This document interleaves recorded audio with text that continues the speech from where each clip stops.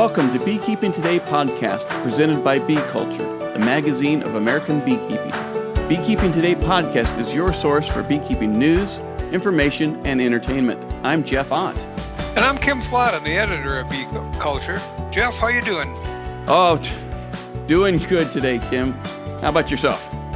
I'm doing okay. I've been trying to get you to write for us when you used to write here about 15 years ago, and I've been trying to get you back on board, and I couldn't get you to write, but now I got you doing a podcast. Yeah, I don't know what's better or worse, writing deadline or podcast deadlines, but this will be fun. I'm looking forward to it, Kim. Good. So it's Pollinator Week. It's a great time to kick off a new podcast. Yeah, we thought so. We had to kind of rush to get things going, but we got lucky. We got lucky this time, and we got one of the people who works for the organization that founded Pollinator Week. That's Pollinator Partnership, right? Right. It's a good group of people that work on this, and they were the ones that got it started. They're the ones that are really moving it along, and I think we're gonna learn a lot today. I'm glad we were able to get her on the phone and get caught up. Let's roll that tape. I'd like to welcome Amber Barnes. She's a wildlife biologist and program coordinator in the Great Lakes region for Pollinator Partnership. And Amber, welcome to the Beekeeping Today podcast. Hi, thank you so much for having me. Welcome here. Kim, and Amber, you guys go back a ways, don't you? Well, we do. And actually, Amber certainly knows more about the part of the program that I'm involved in with her group. So, Amber, why don't you tell folks what we do up in my backyard here? Well, Pollinator Partnership has worked with Bee Culture and the AI Root Candle Company, and have been wonderful partners. And they've let us use a portion of their back lot for one of our Monarch research programs.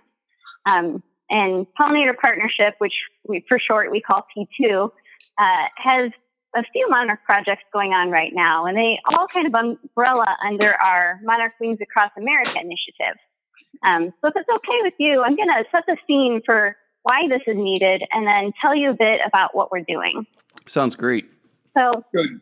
As you may know, the monarch butterfly is quite an iconic species, and it's got this great migration that goes from central Mexico throughout the United States and even reaches up into Canada. And unfortunately, this migration has been in jeopardy. Their numbers have been declining, suffering a steep decline of over 80% over the last decade.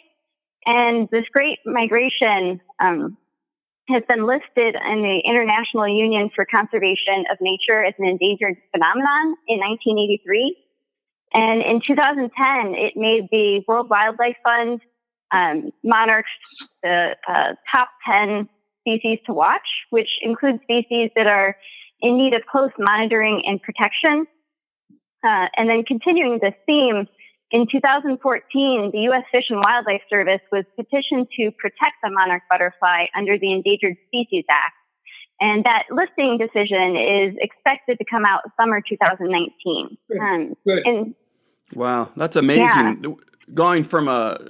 Growing up as a kid and seeing monarchs everywhere and seeing the monarch caterpillars just going out and watching them on the milkweed seed pods or milkweed plants and to now having them listed as endangered or threatened is pretty sad, actually.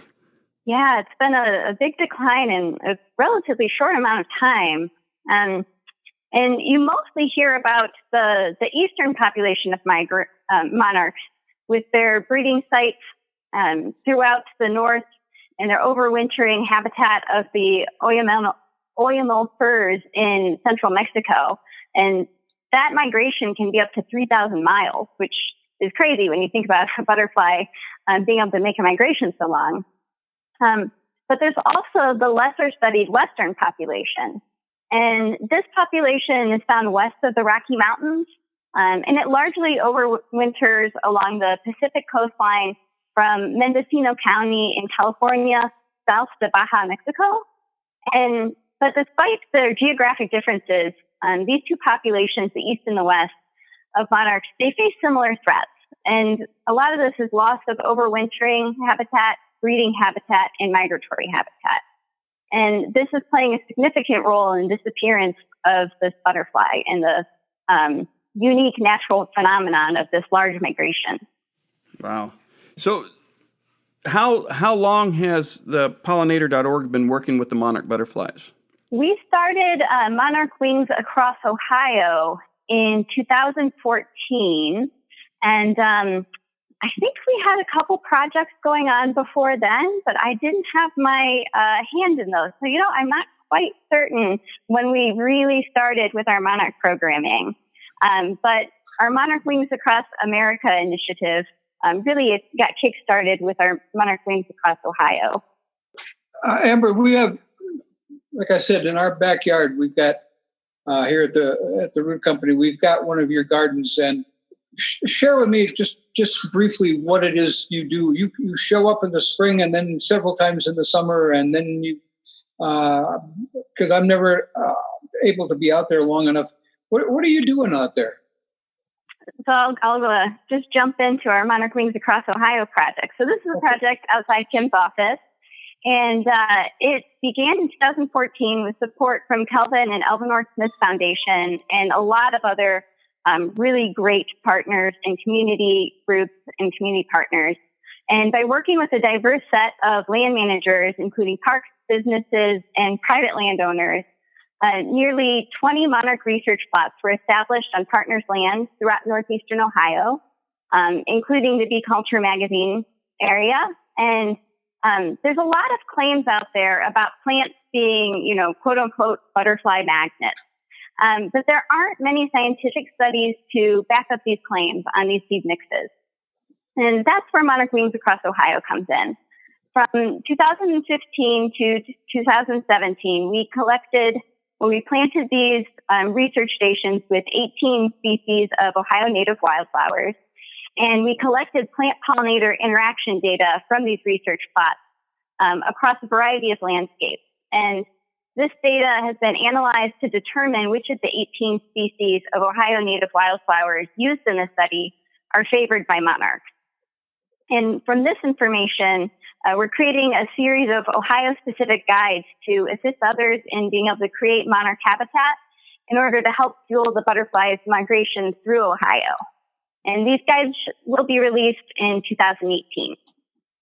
And the guides, are they specific to the Northeast Ohio, or are they throughout the different regions of Ohio? The 18 species that we used, I believe, are present throughout most of Ohio. It's just our research team was located in northeastern Ohio, and we had to go out and be able to visit the research stations once a month in the AM and in the PM to get these plant-pollinator interaction data collection. So we had to make sure that the sites were all within a driving distance for our researchers.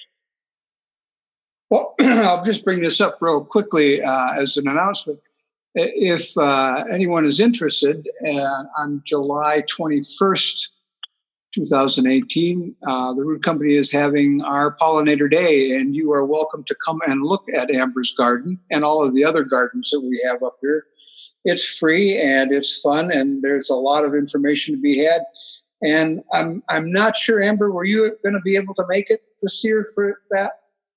Yeah, I've got it on my calendar. Outstanding. So you can come and look at Amber's garden, and you can talk to Amber and ask all of the questions that you didn't get answered here today, because she'll be there live in person. So there you go. So where do you find more information on that? There's on Bee Culture's webpage, and our Catch the Buzz, and our webpage. But it'll be there. Where and Facebook, and what's going on. So take a look. Bee Culture magazine certainly will have it also. Real good. So I look forward to seeing you again, Amber. Thanks, Ken. I look forward to seeing you as well. It's been a little while. And yeah, so the reason why we're really looking into the plants that they use is because as monarchs make their migratory journey across the U.S., it's really important for them to have a diversity of wildflowers and milkweeds across the landscape. because they use the wildflowers and everything for nectar sources. But milkweeds are really important because it's the only, it's their host species. So it's the only plant that the female monarchs will lay their eggs on, and that their caterpillars can eat the plant, digest it, and develop properly. And so in our research plot, we've got a mixture of wildflowers as well as several of the host species. And using this information, we can help those in Ohio who want to plant for monarch understand what the best plants are, and have a choice of plants to look for that cover spring, summer, and fall. So it covers all portions of the monarch migration. So we're really excited about these guides and can't wait to get them out. I want to jump back into I have to go back to my high school biology class because I probably was not listening at this point. But when the monarchs migrate, now is it the individual monarch does the entire migration itself, or is it succeeding generations? So it gets only so far, it reproduces, it continues on with the next generation, gets down there, and it takes multiple generations to get to and from? Or is it just the same monarch butterfly that goes from Ohio to Mexico back to Ohio? So monarch biology is really neat, and they haven't quite figured out all the mechanisms of it yet, but it's a little bit of both. So we'll start off in Mexico in the winter. They're overwintering. And yeah, there are several generations. So before they get up to Ohio, that generation that's down in central Mexico will make it up to maybe Texas or so. And then they will lay eggs. And that next generation will mature on those milkweeds and then continue flying north. And usually by the time they get up to their northern limit, it's about 4 generations. But that last generation makes that entire trek from wherever it ends up in the north all the way back down into central Mexico. So typically, your migratory generations in the spring and summer will only live, I think it's like 2 to 5 weeks. But that last generation, they go through what's called reproductive diapause, I believe. They kind of put all of their reproduction on hold. And because they're not putting their resources into creating offspring, they store up a bunch of, eat a lot of nectar and store up a bunch of fat, and cruise that like up to 3,000 miles all the way to Mexico. Oh, wow. So it's a little bit of both. That last generation makes the entire flight, but to get north, it takes several generations. There's got to be a border crossing joke in there somewhere. But since Beekeeping Today podcast is apolitical, I won't even try. But that's good, Jeff. That's good. Keep us out of hot water. But the question that comes up here in my mind right away is, I can compare it to drone congregation areas and honeybees. The drones that are in congregation areas this year find them, and the drones from colonies next year will find the same drone congregation area without any interaction from the drones from last year. You've got monarchs flying way farther that know to go from Mexico to Canada, and they're flying basically sort of northeast, correct? And southwest when they go home back to Mexico. How do they know how to do that? You know, there's been a lot of research out there, and I'm not an expert. I've read a few things about, them being able to position with the sun and maybe some like magnetic stuff, but I don't know the science very well. But it really is incredible that, 4 generations removed, they can still get back to those ancestral, at that point, overwintering grounds. And once and they that's get why I'm there, a biologist. Too awesome. And once they get there, how do they know they're home? That's it's amazing. I'm impressed with monarchs. I have lots of milkweeds in my yard, and that's why I have them. But I'm impressed Wait, just along the migration, I'm sorry, I'm still fascinated by this. So is milkweed, since it's so integral to the biology of the monarch butterfly, so milkweed must be found all the way along a certain path between, say, Northeast Ohio to Mexico. To support. So I did not know that. I mean, I'm an Ohio boy, so I grew up around milkweed, but I'm in the Pacific Northwest now, and there isn't any milkweed, at least that I've found. So I'm just kind of curious. I didn't realize that milkweed was so widely distributed. But you're different. I'm guessing, Amber, that there are probably several species of milkweeds along that route that change, adapted to the location where they're found.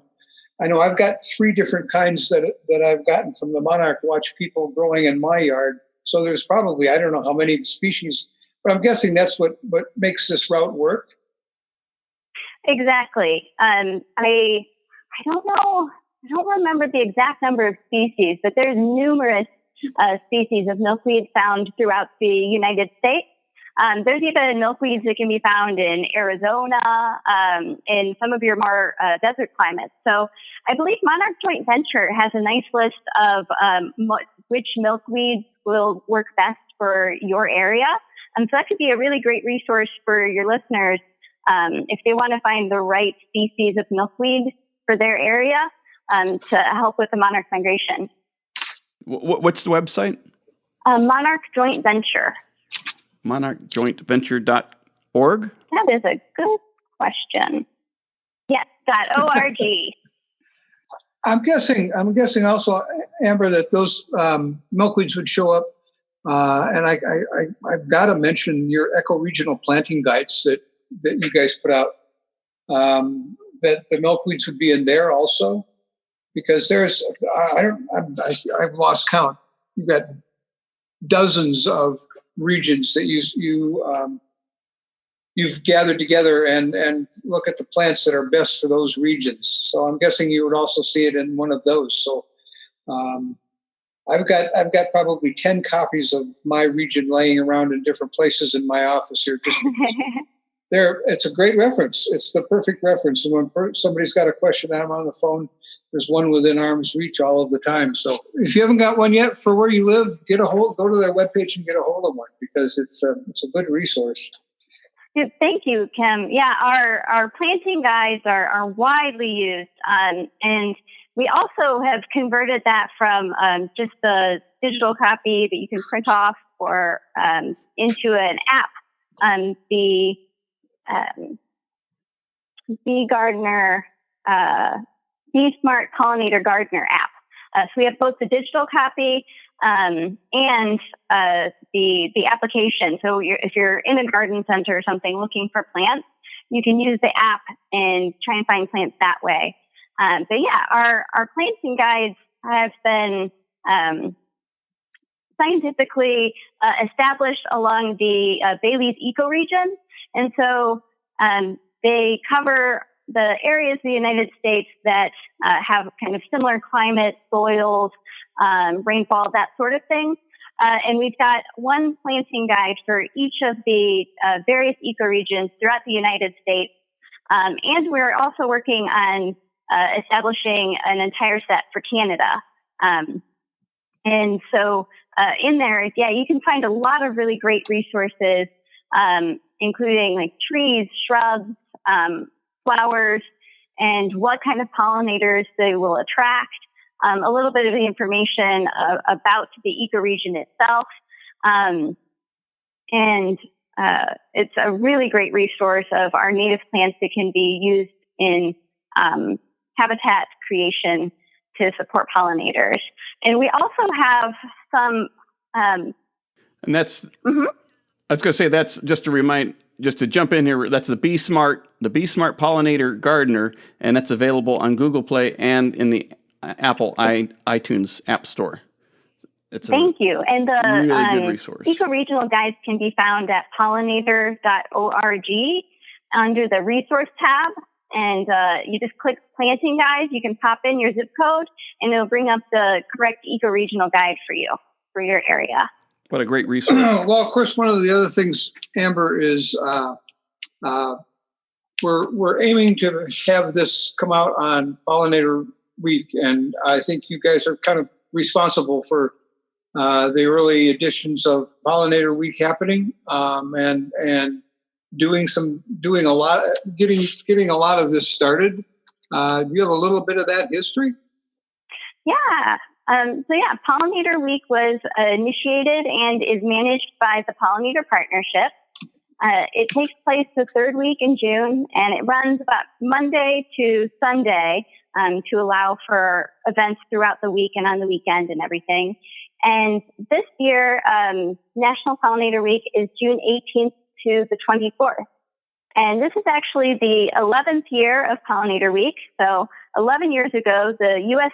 Senate unanimously approved and designated a week in June as National Pollinator Week. And this really marked a necessary step toward addressing the urgent issues of our declining pollinator population. And now it's really grown into an international celebration of the valuable ecosystem services provided by not only bees, but also butterflies, bats, birds, beetles, flies, and others. Over the years, P2 has had the support of not only the U.S. Department of Agriculture and the Department of Interior, but over the last 3 years, we've gotten a proclamation signed by the governors of all 50 states, and we also got the territory of Puerto Rico. And really, Pollinator Week is a way to raise awareness about the importance of pollinators, and it's the largest outreach event for pollinators in the United States. There's many local events such as planting, BID classes, guided walks, plant sales, mixers where people are serving pollinated foods and drinks. And these are taking place throughout the United States and Canada. And you can find out if a pollinator event is going on near you by checking out the event map and the list of events at our Pollinator Week webpage by, again, visiting pollinators.org. Currently, there are 171 events registered throughout the U.S. and Canada, and more are still being added. So it's a really exciting time to be interested in pollinators. And last year, we had a number of landmarks light up for Pollinator Week. We got Niagara Falls, the Empire State Building, the CN Tower in Toronto. And this year, we're looking to grow that list even more. And this time is really about raising awareness, educating, and celebrating the animals that provide so much and so many critical services to us. Well, it's an incredible, almost a holiday, but certainly a celebration and an awareness happening. I guess from all of us who benefit from pollinators, I'm glad you guys got this going. Thank you. I'm happy to say I am currently wearing my Pollinator Week T-shirt. So, in celebration of this week that we celebrate all things pollination, it's a great fitting T-shirt, and I recommend everyone to get one. That's fantastic. Thanks, Jeff. Yeah, we were able to partner with a manufacturer the last 2 years to get Pollinator Week shirts, and it's gone over really well. And hopefully, we'll be able to do it again next year as well. I'm not sure if they're still on order or not. We're getting pretty close to Pollinator Week, but I'm sure you can find out on our website if there's any left. And I'd always be willing to sell mine. I mean, I could, someone, not serious. So pollinator.org, how many people are involved? How many, do you have members? No, we do not have a membership model at this time, but we definitely have quite a broad outreach. We have a pollinator listserv where people are interested in learning about pollinating things or posting pollinator-related articles or questions. They can pursue that. And, we've got, I think it's over 30 different projects going on throughout the U.S. and Canada. So we have a lot of volunteers throughout. And our staff goes throughout the United States and up into Canada as well. Our research director is based in Toronto. Our main office is in San Francisco. I'm in the Great Lakes region. Our executive director and policy are in DC. So we're spread out, and it allows us to be able to work on a large scale, which is really awesome. You just got a new director, I think is his title. Yeah, so Lori Davies Adams was the executive director for about 20 years of the Pollinator Partnership's history. And last year, she retired, and we brought in Val Dolcini as our president and CEO. And he's been a really great addition. We love Lori, and she set us up in a really wonderful place. And Val is just taking the helm and steering us toward the future. And it's been a really great transition. He comes from a strong ag policy background. He was working with FSA for a long time. So he's got probably background uncommon for a group like yours that would certainly be beneficial. Yeah, for sure. Val's got a lot of great knowledge and just a lot of various backgrounds which he can bring to the table. And with his background, I'm sure that's going to be beneficial for everybody in this study, but certainly your organization to go with it. Going back to the business of the Pollinator Partnership, so it's not a membership-based organization for the most part. So how is it funded? Is it through private donations, corporate donations, governmental funding, grants? Well, I'm sure our main office would be able to give you a more succinct answer that I'm going to give you. But it's a little bit of everything. I know, I don't really deal with the financials too much since I'm a field biologist. But we do a lot of grant sponsored work. We have a really great system of donors and sponsors who contribute, as well as, we'll partner with anybody who's really looking forward to moving the needle on pollinator issues and have pollinator conservation in mind. We're about the big tent philosophy and doing what we can with what we've got. I wanted to bring up one thing quick, and I know this isn't strong on your background, Amber, but I wanted to make people aware that your group is working on protecting pollinators, and you've got several programs going. One of them was working with our Reed Johnson here at Ohio State University, looking at corn dust research, protecting pollinators from that issue, and then training pesticide applicators. And I'm going to say, other than probably California, you guys are probably leading the pack on getting good information to people who are working with pesticides on a daily basis. And even California has some issues. But could you just kind of maybe give us just a quick overview of what people could go to your website and find out about on protecting pollinators that you guys are involved in? Yeah, for sure. So I think I kind of skipped over like what P2 is and what we do. So thanks for bringing that transition in. Pollinator Partnership, we, as P2 as we call ourselves, is North America focused organization with staff throughout the US and Canada. We were established in 1997 and been working on pollinator issues for over 20 years.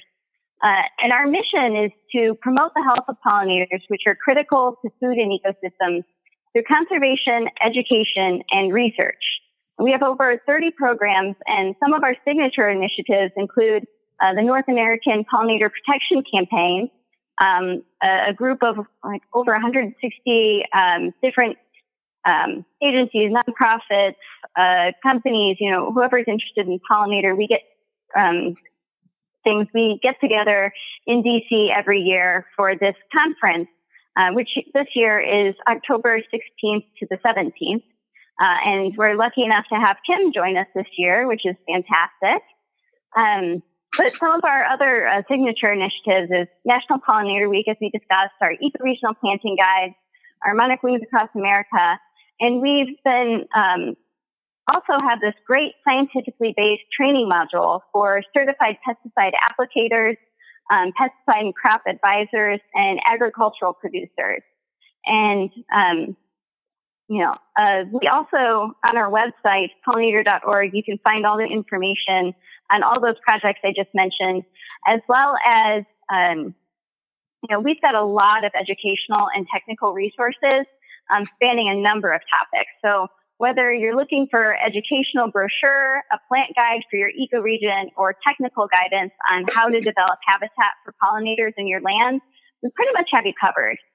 We have at least 18 different brochures covering topics from overcoming the fear of stings to how you can help our less common thought about pollinators, such as hummingbirds and bats.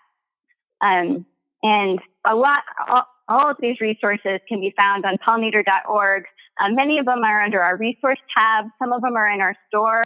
The brochures can be downloaded free of charge, or if you'd like us to provide you with a printed version, you can order them through us. So a lot of different ways that if you have an outreach activity going on, we have also have a nice learning center where you can learn about all these different things and come up with ideas. We have a school garden kit. So we really cover all the bases, whether you're a landowner, a land manager, an educator, a naturalist. If you're trying to find resources for pollinators, we're the place to go. I'm going to bet there's a place somewhere on that webpage where I could make a donation. Isn't there, Amber? Yes, there is. Good. Thank you. Okay. There most certainly is. It's just at the top of our webpage. There's a nice donate button. So there you go. People are welcome to donate. I was looking at the website as you're talking, and you have a wealth of information in the resource and your entire website in the store and the programs. I really encourage everybody to get out to the Pollinator Partnership website, which is pollinator.org, and give everything a good check out. It's really, really something else. Actually, I was looking at your posters from the past and the bumblebee posters. I think you probably should give a word to the right person and make sure those are always available. I think those would go out of stock all the time. Yeah, we do definitely have a problem keeping some of these in stock. We have just commissioned some really great artists, and they've come up with some really beautiful educational posters. They're fabulous. Very good. We've been talking with Amber Barnes, a wildlife biologist and program coordinator in the Great Lakes regions of Pollinator Partnership, or P2, and their website's www.pollinator.org. And Amber, it's been a great pleasure having you with us on Beekeeping Today podcast during Pollinator Week. It was good talking to you again, Amber. I look forward to seeing you the next time you come yell. I'll come up and help you count pollinators in your garden. Well, thank you, Kim and Jeff. It's really been a pleasure getting to talk with you guys and be on your podcast and be able to talk about the good work that we're doing with Pollinator Partnership and with Pollinator Week. So thank you for the opportunity. Well, we're glad you could make it. We look forward to having you back next year. Thanks. Thank you. All right. Thank you. Wow, that was really great. I did not know everything she had to say about monarchs, and the migration was amazing. Yeah, it was. I always enjoy working with Amber, and when she comes to visit, if I'm able to, I come up and visit her. But that reminds me, Jeff, I don't want to forget talking about our Pollinator Day coming up at Beeculture's Pollinator Garden area. We'll have 11 gardens there this year, run by seed companies, run by master gardeners, run by the Pollinator Partnership people, run by a whole lot of different people who are interested in providing food for pollinators. And it's free. It's open to the public. Wow. It runs from 10 to 3 on July 21st, 2018. And if you're in the area and you think you can make it, come on up, because there'll be food and there'll be stuff to drink and tents and lots of good people there who want to tell you how to work better with pollinators. So come on down. Where's what's the location there in Medina? It's the address is 623 West Liberty Street. It's the AI Root Company, and you'll see the signs. We will have Johnny Be Good out in his bee suit, out dancing in the street, flagging cars in, and you can't miss us. July 21st. I should be able to remember that. That's my son's birthday, and he lives right there in Medina. I'll have to tell him and his spousal equivalent that they need to get down there and visit the Pollinator Day. Tell him to say hi when he stops by. Yeah, I won't be able to make it, but I'm sure he will. So, what's been on your mind lately, Kim? Well, Jeff, we're going to start something here with this. It's called The Inner Covered, and it comes from every month in the magazine. I write a section, and sometimes it's editorial, and sometimes it's a story, and sometimes it's just basic information. But I call it The Inner Cover because it's sort of the place in the world that's not the inside and not the outside, but in between. And it kind of gives you a picture of both. And we call this the inner covered. And this is today talking about listening to Amber's talk. Okay. Promoting the health of pollinators. We're in good hands, I think, with these people. They help with what pollinators need to eat, how to protect them from the destructive activities of civilization, and how you can reach out and help. That talk today was, for me, fascinating. Now, migrating monarchs may seem a bit removed from what you may be thinking about beekeeping today, but there are some connections you can make that are both very different and very similar. Think for a moment how different generations of monarchs make the trip from Mexico to Canada without teaching their offspring the direction they need to go and where they are headed. Then, think of the generational difference in honeybees when drones find the same congregation areas year after year without the help of the drones who came before them. I'm not sure how they make that work, but they seem to have it covered. Another honeybee-monarch connection is the fact that what monarchs eat is what honeybees eat, and when these foods are removed for more agriculture and not replaced, neither will find lunch when they get hungry. We are, all connected. Birds, bees, bats, butterflies, and of course beekeepers. But if there's no food for one, there's going to be issues with all of the rest. And right now, we don't have that covered. Very good. Well, thanks, Kim. It's been a great time here listening to Amber, learning about monarch butterflies, learning about pollinators, and everything we can do to help everyone out. So thanks a lot, Kim. Thank you, Jeff. Catch you next time.